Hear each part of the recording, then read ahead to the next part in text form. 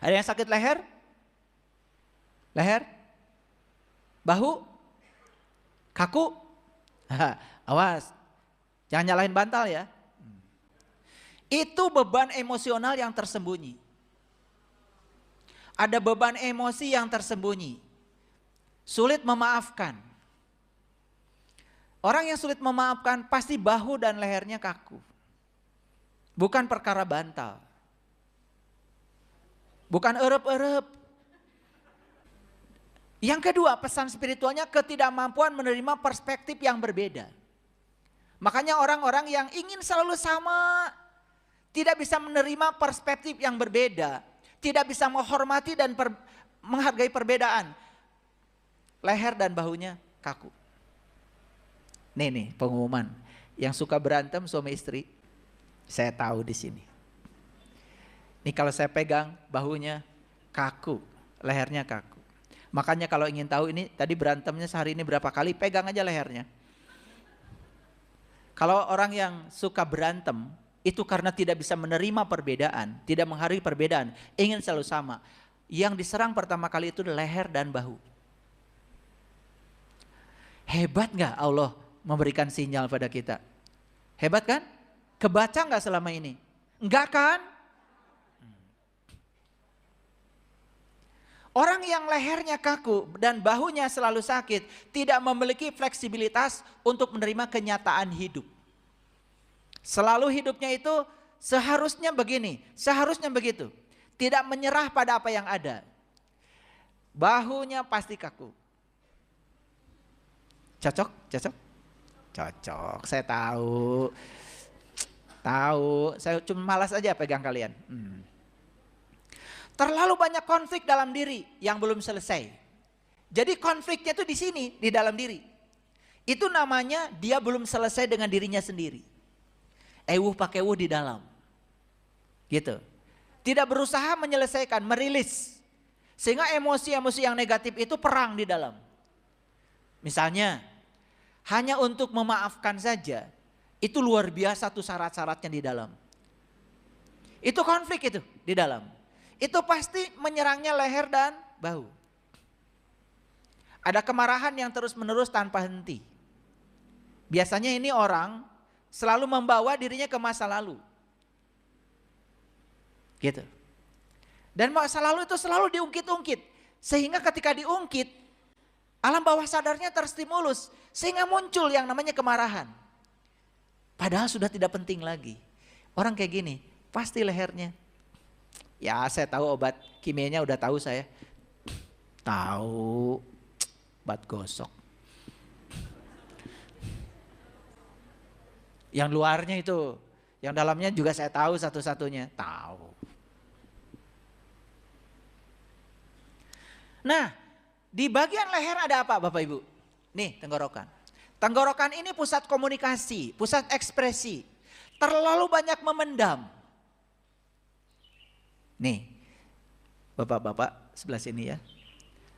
Kalau istri kita sedang bicara itu. Ya, dengerin.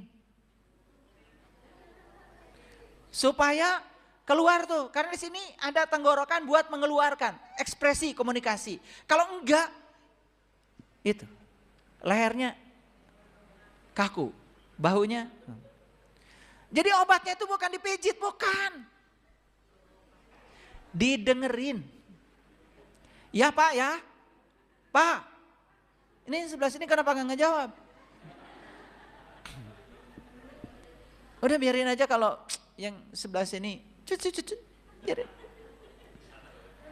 Yang sebelah sini perlu bicara 26.000 kata sehari. Yang sebelah sini. Yang sini mah 7.000 aja cukup. Ya. Aduh kalau ngerti ya. Kalau nggak beres di rumah, masih banyak konflik. Maka ini akan menjadi magnet yang akan menarik hal-hal yang tidak diinginkan. Jadi kenapa di kehidupan rumah tangga banyak yang datang yang tidak diinginkan? Jangan-jangan kita magnet yang menariknya. Karena cuma kita tidak sadar. Masih banyak konflik. Oke ya, ada tenggorokan di sini kan, di leher ya. Nah ini alat komunikasi. Makanya kalau ada yang perlu diekspresikan, ekspresikan. Bu ya, bu. Ya, Kalau enggak ada yang mau dengar, nulis puisi lah. Ya, curat-coret, ya, curat-coret, biar keluar. Daripada leher kaku. Ya, leher kaku, hese ngaliuk oke.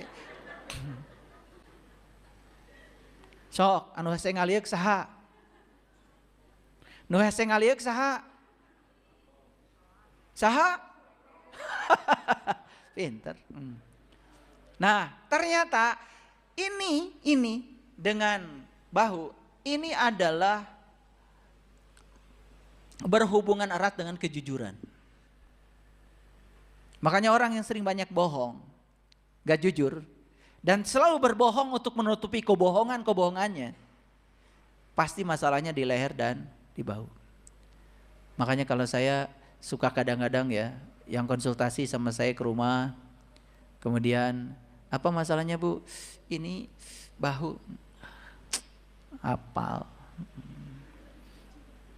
Udah kebaca masalahnya, ya, tahu ya Ibu, hebat nggak Allah berkomunikasi lewat tubuh. Jadi sekarang bagi orang yang berkesadaran, ternyata sakit ini bukan sekedar sakit, bukan fenomena fisik. Sebetulnya Allah sedang berkomunikasi kepada kita, tolong dong, ada yang diperbaiki. Ada yang sakit punggung sekarang? Tulang belakang? Oke, ini beban masa lalu yang digenggam. Rasa diri seolah-olah penanggung jawab gitu. Gak sadar sebetulnya kalau Allah itu memampukan kita. Kan ada orang yang begini, saya ini semua orang keluarga saya tertumpu kepada saya. Lalu itu jadi beban. Gak percaya bahwa sebetulnya bukan gitu Allah itu. Untuk keluargamu yang banyak ini aku titipkan rezeki lewat kamu ya. Gitu. Tolong kata Allah. Ini titipan dariku buat mereka. Tetapi kita merasa seolah-olah saya ini penanggung jawab gitu loh. Lalu membebani dirinya sendiri. Ini punggungnya dan tulang belakangnya sakit. Kenangan yang menyakitkan yang terpendam. Sulit untuk bisa merilis. Ini kayaknya harus dihipnoterapi. Rasa bersalah yang terus-menerus dibawa. Beban emosi dari hubungan dengan orang lain. Baik dengan pasangan, dengan anak. Pokoknya ada beban emosi dengan orang lain. Ini masalahnya pasti punggung dan tulang belakang. Belum bisa menerima diri sendiri secara utuh. Belum bisa mencintai diri sendiri secara utuh. Masih ada rasa ketakutan akan kekurangan. Nah, Bapak Ibu, antara tulang ekor sini sama ini cakra mahkota, ini kan dihubungkan oleh tulang belakang.